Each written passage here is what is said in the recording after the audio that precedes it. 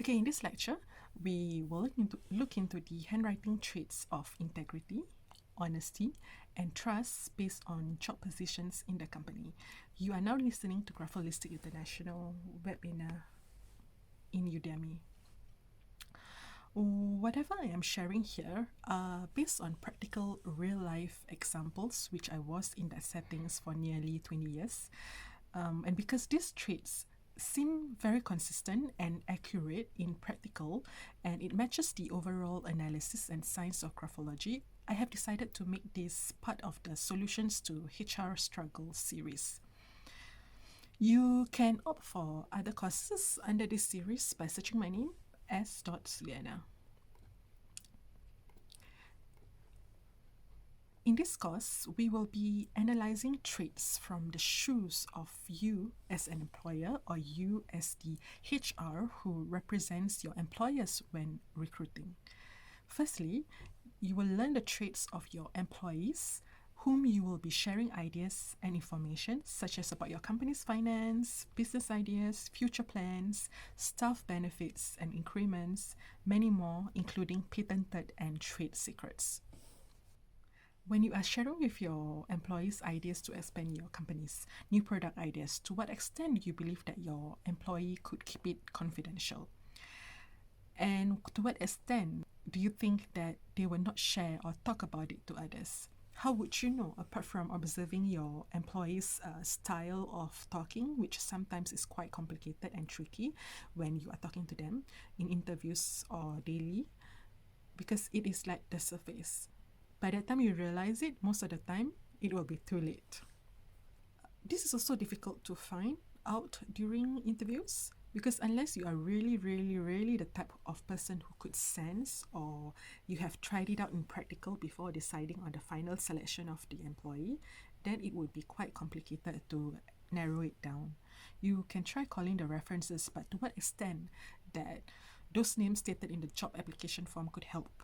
Unless the HR or the boss of this candidate's former company are truly truthful and they are not selfish, that they would help you tell the truth.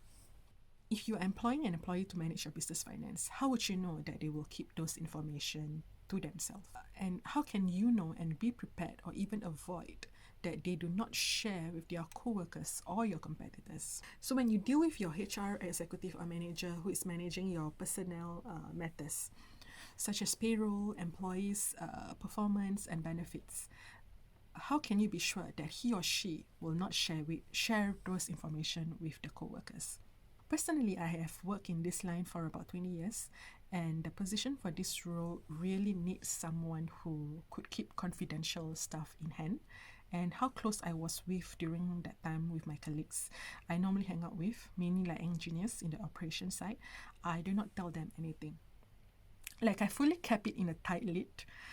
They tried many times to dig and ask, but never one time I blurted anything. There is this one specific engineer who will always ask indirectly, like for instance, "Oh, of course, he can buy that. His salary is high, right?" Or of course, he has his promotion because he is close with the boss, right? That is why he gets his promotion.